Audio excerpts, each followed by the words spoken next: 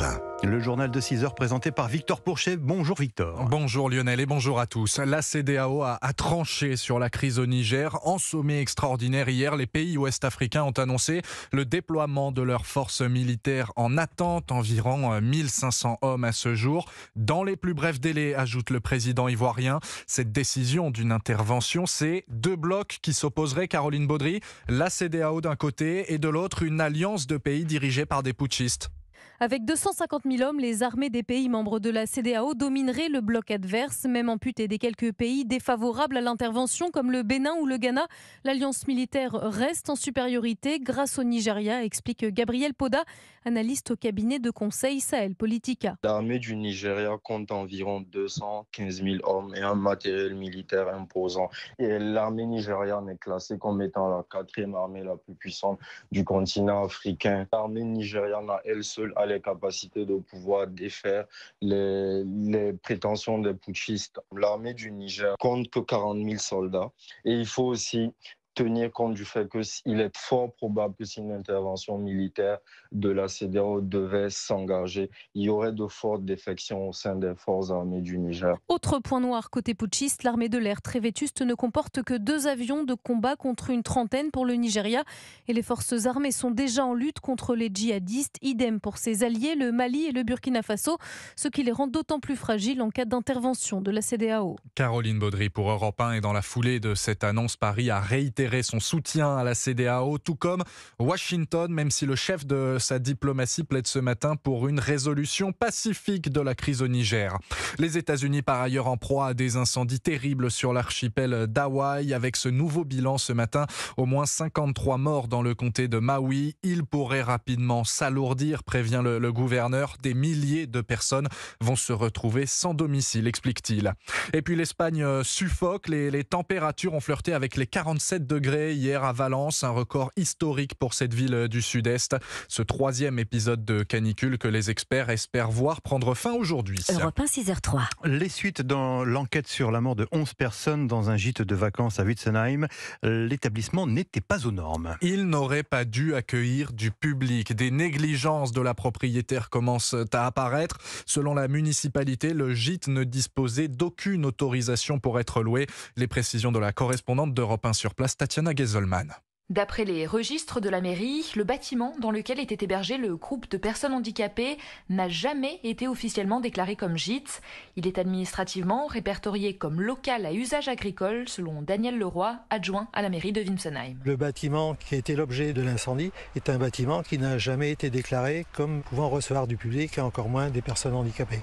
Ce bâtiment a fait l'objet d'une déclaration de travaux il y a quelques années, mais qui ne touchait qu'à des aménagements de façade. Il n'était pas prévu de transformation d'activité, ça restait une activité agricole, donc avec entrepôt, éventuellement des animaux, voilà. Mais il n'y avait pas de transformation d'activité du tout, donc ce bâtiment n'avait aucun droit d'être à destination de logement. Une absence de déclaration en mairie qui explique aussi le fait qu'aucune commission de sécurité n'ait visité les lieux et vérifié que les normes incendie étaient respectées. Les détecteurs de fumée installés n'étaient par exemple pas ceux qui doivent normalement se trouver dans ce genre d'établissement. Une interrogation demeure aussi sur la présence ou non d'extincteurs ainsi que de porte-incendie. Des questions auxquelles la vice-procureure de Colmar pourrait apporter de premières réponses lors de sa conférence de presse cet après-midi. Tatiana Geselman à Witzenheim pour Europe 1. À Marseille, ils n'iront pas en détention provisoire, mais les 3 policiers du RAID sont mis en examen pour violence avec arme. Ayant entraîné la mort sans intention de la donner, celle de Mohamed Bendris, 27 ans, touché selon l'autopsie par un probable tir de LBD avant de faire un malaise cardiaque.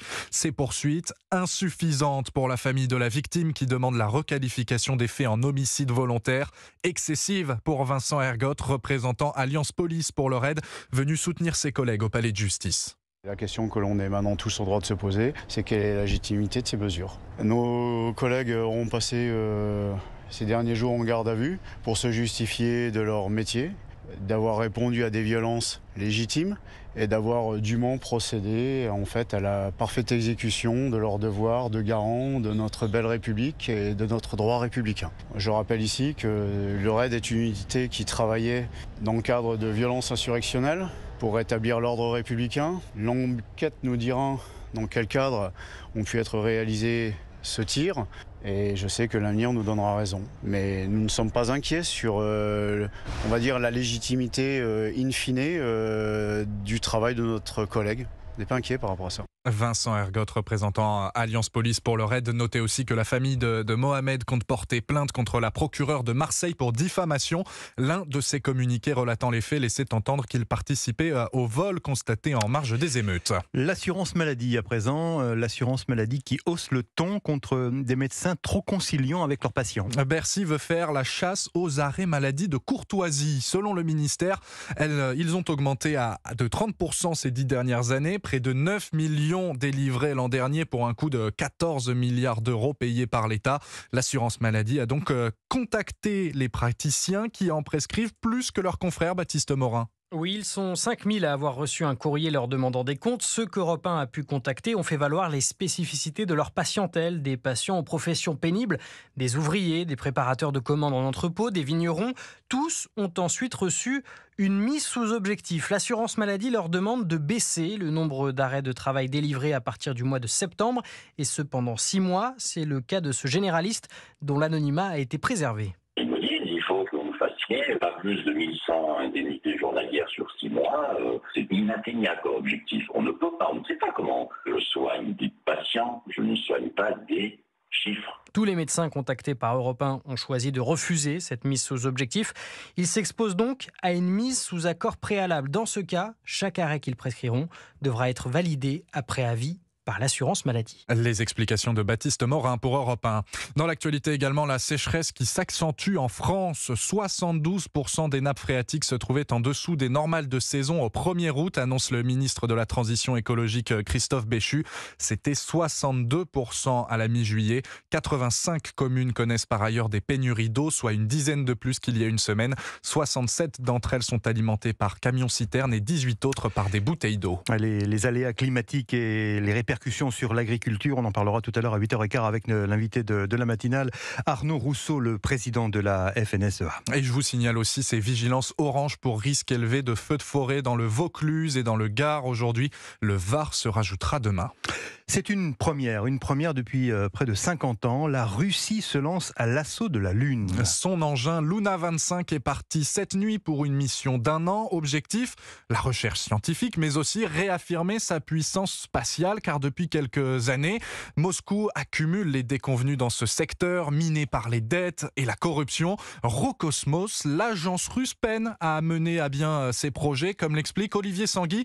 Il est responsable de l'actualité spatiale à la Cité de l'Espace de Toulouse. Il est très clair que la guerre actuelle a un impact sur l'économie russe, et un programme spatial, eh bien, ça demande des ressources financières pour le faire. Il faut payer des gens, il faut payer la fabrication de lanceurs, de sondes, etc.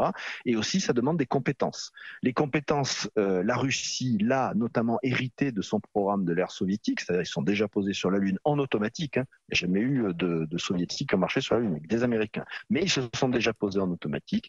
Les compétences, en théorie, sont toujours là, mais on sait aussi que l'industrie spatiale a beaucoup souffert ces dernières années, moins d'ingénieurs, parce que ce ne sont pas des métiers forcément très bien payés dans l'économie russe actuelle. Et puis, c'est un programme qui a souffert de coupes budgétaires. Donc, il y a un enjeu là pour la Russie de démontrer qu'elle a toujours ses compétences. Olivier Sanguy, le responsable de l'actualité spatiale à la Cité de l'Espace de Toulouse. Vol spatial réussi de son côté pour Virgin Galactic.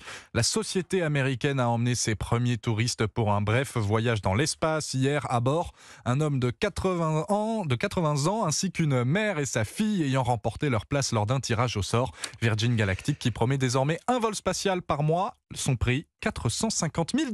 Et toutes ces nouvelles aventures de conquête spatiale avec Artemis, Luna, donc on en parlera tout à l'heure avec Jean-François Clairvoy, ancien astronaute français et fondateur également de la société R0G. À défaut de s'offrir un voyage dans l'espace pour les vacances, pourquoi pas une petite glace. Cette semaine, Europe 1 vous emmène à la rencontre des métiers de l'été avec aujourd'hui un glacier un peu particulier, Victor. Dans le centre de Paris qui, pour se démarquer des concurrents, propose bien sûr les best-sellers, mais aussi des goûts originaux. Visite et dégustation avec Antoine Bienvaux pour Europe 1. Bonjour, alors il paraît que vous faites des glaces originales ici ? Ouais, voilà, c'est ça, c'est des glaces artisanales en fait qui sont produites dans le 5e arrondissement de Paris. Les matières premières pour les glaces, elles sont super bien choisies. On fait en sorte d'avoir des fruits de saison. Qu'est-ce qu'ils préfèrent en général les gens qui viennent ici? Nos best-sellers, c'est la pistache, la vanille et le chocolat noir. Les gens sont sympas et ouais, c'est cool. Et aussi, c'est sympa de découvrir des nouvelles glaces, d'autres parfums. On a connu la vanille, le chocolat, la fraise. On vise toujours dans l'originalité. Et les clients, ils aiment bien? En fait, c'est soit ça passe, soit ça casse. Il y en a qui vont adorer ça et d'autres qui vont tirer une tête pas possible. Bien sûr, on fait goûter chaque parfum à la demande du client. En glace, si je peux vous conseiller, ça serait le pendant. Alors en fait, le pendant, ça a un goût de riz soufflé.